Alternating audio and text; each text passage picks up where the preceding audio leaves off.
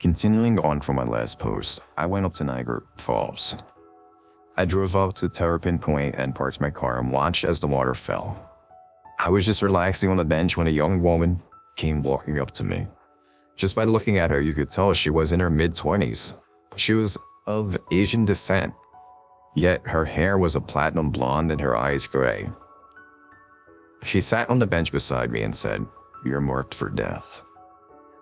I immediately stopped all that I was doing.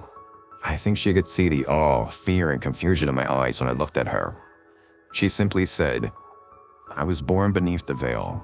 I see things a normal person cannot." I responded with, "So you can see ghosts, demons, and otherworldly stuff like that?" A simple yes was all I received. As she went to leave, I blurted out, "Is there any way I can contact you again?" As she walked away, she looked down at my phone and did something.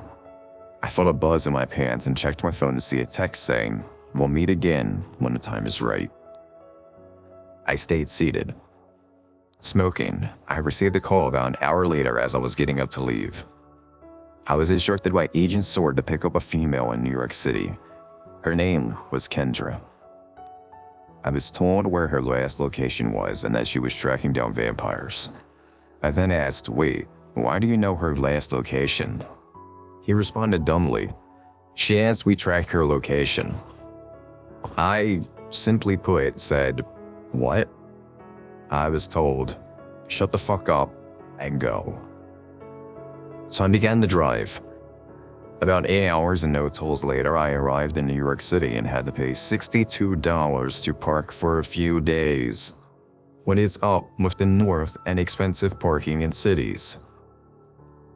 Anyways, I began walking to a strip club. I can't believe I'm saying this, but I acted like a vampire. Well, to the best of my knowledge. I knocked on the door and asked to enter the premises. When I walked in, I requested a Bloody Mary. They laughed and took me to the back. As I walked, I could see some of the most beautiful women I could have ever dreamt of. Something was off though. I said they were beautiful, and I meant it. At the same time, they had hideous eyes. One were like that of a dead fish, and their teeth looked as if they were poking through the lips and tearing gums. Their skin was pale and grotesque. As I entered the back room, a girl tied and beaten came up to headbutt me. I put my hands up and leaned back as she had swung. Before she could pull back, I squeezed on both temples and spun behind her. I stuck my left index and middle finger down her rear pocket in an upside-down V shape. Bulging like a men's wallet was in it. I kneed her in the ass pretty good. I'm not bragging about hurting women, but I had to explain how I got her wallet. I couldn't let a sound out. Who knows what the guys outside would do. Anyways, after kneeing her, it popped the wallet up into my fingers and I looked at the ID. Kendra Monica Smith was written upon it. I said, "Does name's Sword ring any bells?" Her eyes widened with glee. I cut the rope and whispered in her ear that we gotta make a run for it. I slightly opened the door, trying to rope around the outer handle and shut it.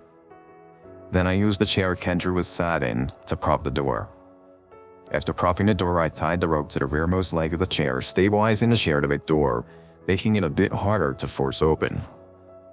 I shattered the window and Kendra leaped out, cutting her leg on the broken glass. Thankfully, I never removed the tape. Too much attention would have been drawn to us had she whimpered. I could hear the door slowly edging closer and closer to open. I broke off the rest of the glass before jumping out too. Kendra was in pretty bad shape, so I picked her up in a bridal carry and ran to a densely populated area beside the street.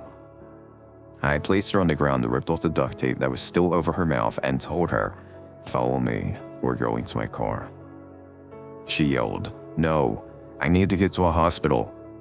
I responded, "Look, I've got to stay low and keep you safe. This isn't a question. Come with me to my car."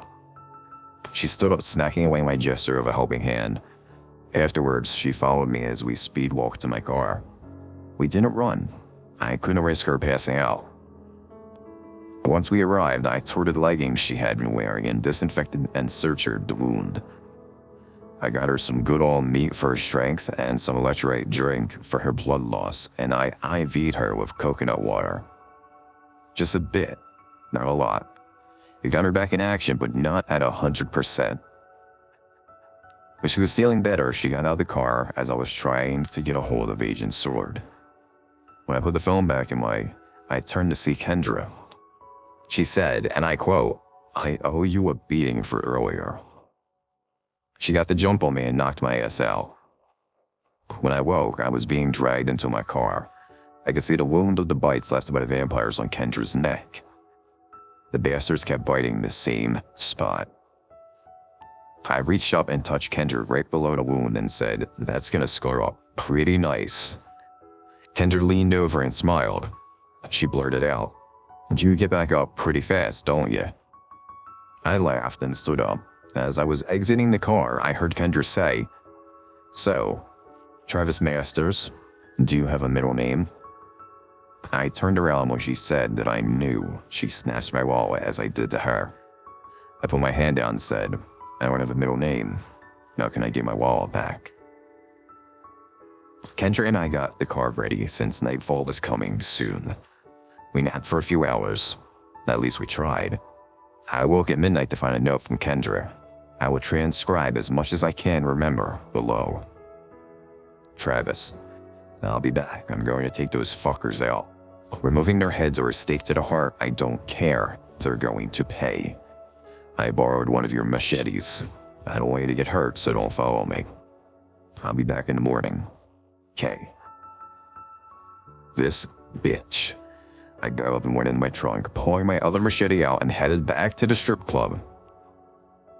When I arrived, I kicked the door and lost my lunch. I dropped to my hands and knees and hurled all I had ate recently. When I stood up, I got back into the fight. I ran in and took the head off of a vamp, headed towards Kendra from her backside. From that, we stood back to back. I knew she could handle herself. When I walked in, there were two vampires staked through the chest by one massive stake going into the wall. A body lay on the floor, still wiggling with its head about a foot away. Another's head was smashed off of the body with a door. Blood was covering the entire side of it. Kendra had blood splattered on her face and body. Her bag was on the ground beside her. She had a machete around the throat of the vampire as she kicked him in the back, removing his head. She really was a badass in her own right. There were two vampires left, one in front of each of us. Kendra had a female attacking her, I had a male. Kendra took its head off in one clean slice. I, however, didn't get the chance to. He threw me into a wall, literally into the wall. I broke through the drywall and studs before going into the crawl space and hitting the bricks of the building. My machete was too far away, and the vampire was closing in. As I got out, I grabbed a piece of a stud and shattered the window. I grabbed the broken glass and shoved it through his throat. I rotated around him, slicing away at the flesh before grabbing onto his chin while standing behind him and stepping on his feet. I was shaking with fear. I cranked down his neck while standing upright, quickly ripping his head off by disconnecting the vertebrae of the cervical spine and tearing the rest of the connected flesh. Kendra changed as I washed up at the sink. I took some clothes that fit from the back. As I walked out, I could see Kendra puking. I guess I'm not the only weak stomach or fearful puker. I laughed. As she said, "Fuck you, I need a drink." I then asked as she was putting on a hat, "Can I toss my clothes in your bag too? And you got another hat?"